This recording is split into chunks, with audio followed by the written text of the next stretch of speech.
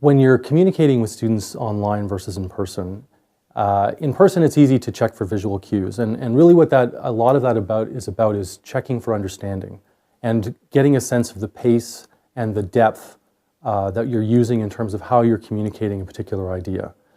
And when it's online, that checking for understanding is being done often in an asynchronous way. Say it's a discussion board, so I have to answer someone's question, and almost always I'll finish by saying, I hope that clears it up for you, but if you have a follow-up question, please feel free. I really want to encourage them to feel free to follow up. So that's a way of trying to mitigate that idea that I can't check for understanding just by looking at their eyes lighting up if they understand something or something like that. Or even if it's in a online office hours where I'm using a webinar and video, is that often what will happen is that they can see and hear me through audio and video, but they're typing questions into a chat window. And so I will try to make sure to frequently stop and ask, did that answer your question? And do that before I move on to the next question in the feed, is to keep checking for understanding as frequently as possible and really make them feel as much as I can that it's a dialogue and that I'm not just broadcasting an answer and moving on to the next one, but that they have that opportunity to have a rapport and to follow up and make sure that it's clear for them. We know, and I certainly know, that when teaching online and truthfully even teaching face-to-face, I like to think that I'm oriented and student-centered myself in terms of how I communicate with students. I set expectations, and I think expectations, whether you're teaching face-to-face, a small section or a large section, or if you're teaching online, setting students' expectations is key. And so it's very easy in whatever medium to get sucked into an environment where you feel that you always have to be on and that the only thing that you are while you're teaching is a teacher and nothing else, and you're working to the demands of your students.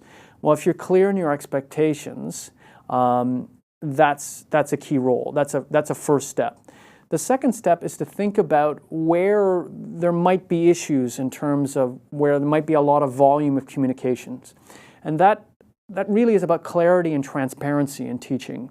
And if you're clear in your instructions, if you're clear in terms of the design or what you want your learners to learn, your learning outcomes, and you're open about that, and you share that, and you provide that information, that starts to potentially reduce a lot of the anxiety. And anxiety often, I find, generates interaction, what I would say, inefficient interactions.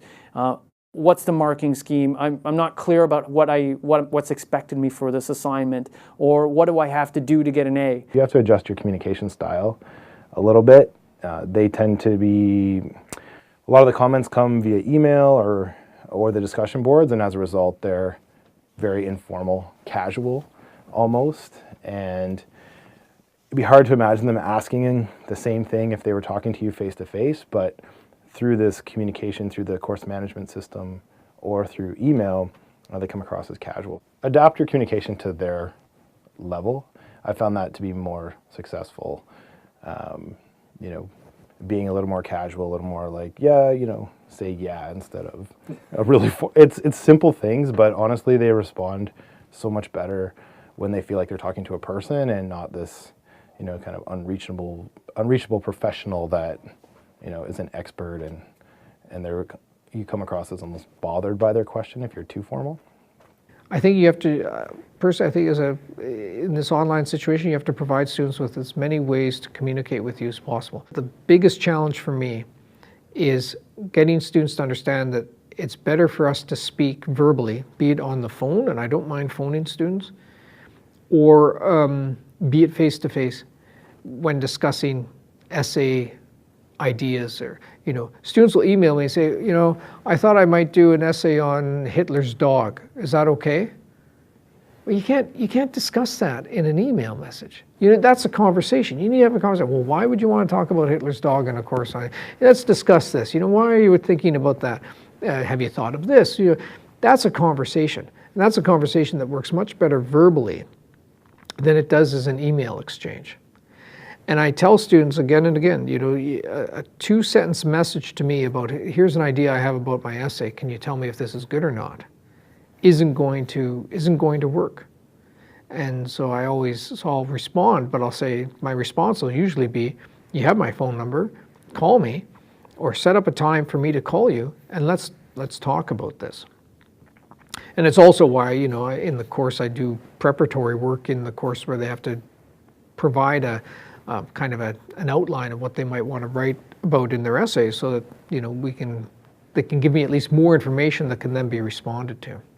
I think it's important for students to have the chance to talk to their professors or teaching assistants in real time, because having talked to a number of students, one of the challenges of online courses is that they never get to meet you and you don't have a chance for a live response to any kind of discussion. So whether it's online office hours or chat sessions or virtual TA groups, it's a way to really develop your understanding of the material in a more dynamic fashion. And it allows the teaching team to be able to actually get to know their students more.